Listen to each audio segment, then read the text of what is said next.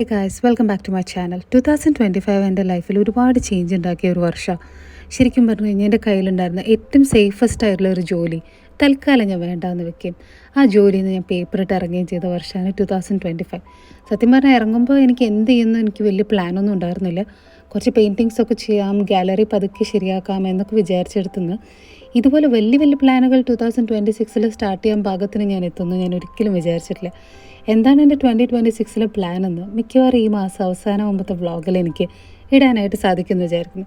പക്ഷേ trust me guys, നമ്മൾ ചില കാര്യങ്ങൾക്ക് വേണ്ടിയിട്ട് നമ്മൾ ചെയ്തുകൊണ്ടിരിക്കുന്ന നമ്മുടെ കംഫർട്ട് സോണിൽ നിന്ന് മാറിക്കഴിഞ്ഞാലുണ്ടല്ലോ, ചെയ്യാൻ പോകുന്ന കാര്യങ്ങൾ കുറച്ചുകൂടി ബുദ്ധിമുട്ടുള്ളതാണെങ്കിലും നമുക്കത് ചെയ്യാനായിട്ട് സാധിക്കും.